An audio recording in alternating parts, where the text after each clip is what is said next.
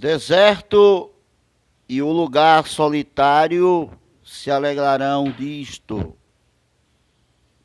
e o ermo exultará e florescerá como a rosa.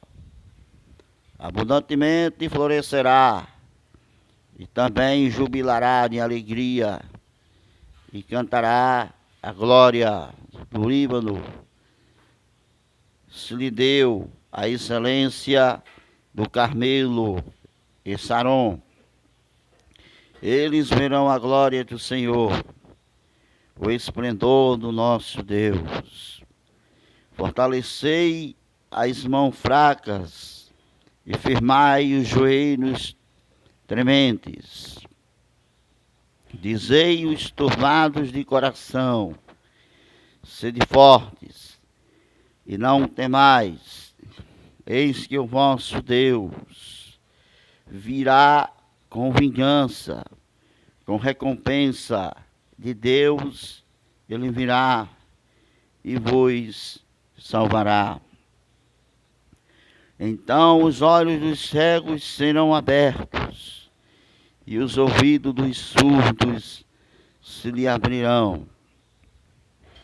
Então os coxos saltarão como servos, e a língua dos mudos cantará, porque águas arrebentarão no deserto e ribeiros no ermo. E a terra seca se tornará em lagos, e a terra sedento em mananciais de águas.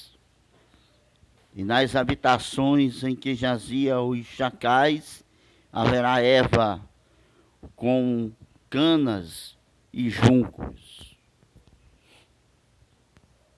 E ali haverá uma estrada, um caminho, se chamará o caminho santo. O imundo não passará por ele, mas será para aqueles, os caminhantes, nem mesmo os loucos não errarão. Ali haverá leão, nem animal feroz. Aliás, ali não haverá leão, nem animal feroz. Subirá a ele, nem se achará nele. Porém, só os remidos andarão por ele. E os resgatados do Senhor voltarão e virão a Sião como júbilo, e alegria eterna haverá sobre as suas cabeças. Gozo e alegria alcançarão, e deles fugirá a tristeza e o gemido. Capítulo 35, versículo 1 do profeta Isaías, até o versículo 10, o capítulo completo de Isaías. Isaías, o profeta, um dos profetas que fez revelação acerca do Salvador Jesus Cristo, o Messias, aquele que havia de vir ao mundo, aleluia, para trazer a prosperidade espiritual da nação. E aqui no caso, o profeta, ele se refere à primeira vinda de Jesus Cristo e também se refere já na segunda vinda do Senhor Jesus. No primeiro versículo da palavra de Deus, aqui ele diz: o deserto e o lugar solitário se alegrarão disto, e o ermo exultará e florescerá com a rosa. abundantemente florescerá, e também jubilará de alegria, e cantará. A glória do Líbano se lhe deu, a excelência do Carmelo, Saron, eles verão a glória do Senhor, o esplendor do nosso Deus. No primeiro versículo, ele fala em referência, aleluia, ao deserto, né? Que é o lugar solitário, onde vai, na verdade, exultar, florescer, né? A perspectiva de transformação, de mudança, de renovação para o povo de Israel, e não somente para o povo de Israel, mas para todos aqueles que depois viessem a crer em Jesus Cristo. O profeta se refere à grande transformação que Jesus, na sua primeira vinda, haveria de realizar na vida daqueles que conhecessem a Jesus, né? Uma perspectiva de vida feliz, uma perspectiva de vida abençoada, aleluia, de uma vida de alegria na presença de Jesus, porque Jesus veio realmente para resgatar, para salvar, para transformar as vidas. E aí ele está profetizando para Israel a grande transformação pela qual Israel iria passar. Fortalecei as mãos fracas, firmai os joelhos trementes. Dizei aos turbados de coração, sede fortes, não temais. Eis que o vosso Deus virá com vingança, com recompensa de Deus, ele virá e vos salvará. Este versículo, ele se refere à justiça que Deus há de fazer sobre a terra, sobre todos. Aqui já é uma referência à segunda vinda de Jesus. Desta vez ele apresenta Jesus como juiz. Observe, dizei aos turbados de coração, sede fortes, não temais. Eis que o vosso Deus virá com vingança, não vingança em si, com justiça, com recompensa também. Deus, ele virá e vos salvará. Deus aqui enviará seu Filho Jesus Cristo novamente para fazer justiça sobre a terra, recompensar aqueles que creram nele e viveram por meio dele, e estabelecer o seu reino e viver com estes que serviram a ele, né? Refere-se aí à segunda vinda, trazendo a esperança para os que estão com Cristo Jesus, nosso Senhor.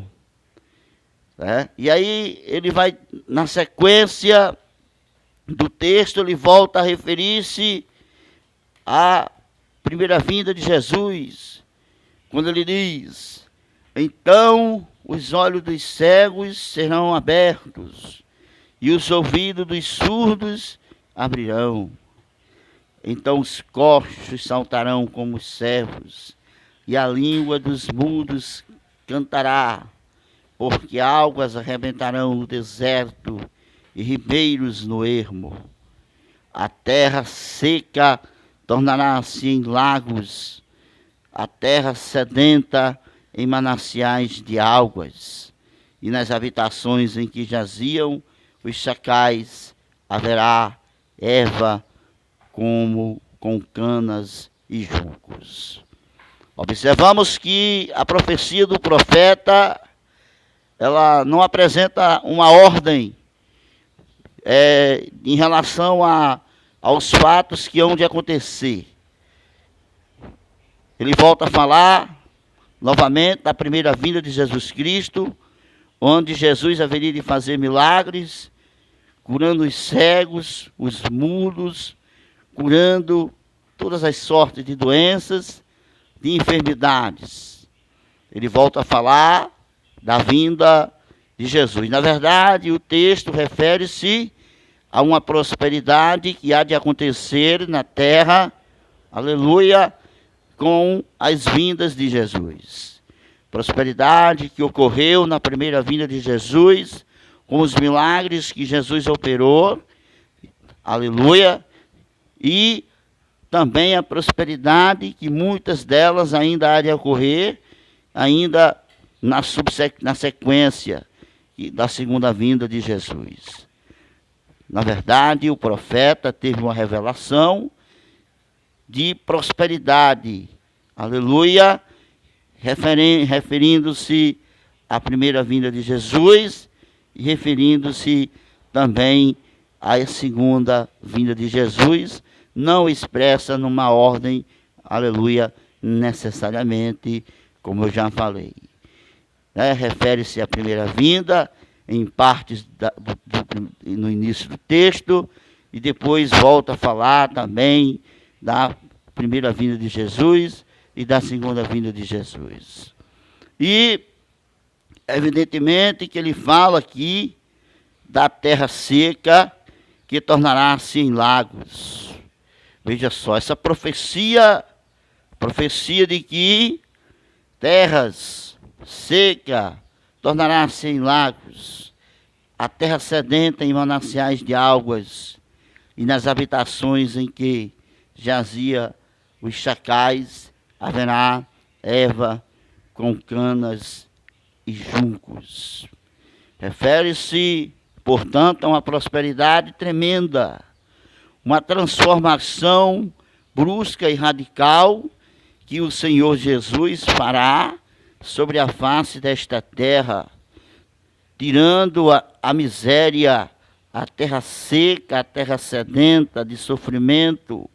O texto é totalmente voltado para a prosperidade espiritual que Deus há de fazer sobre esta terra. Aleluia!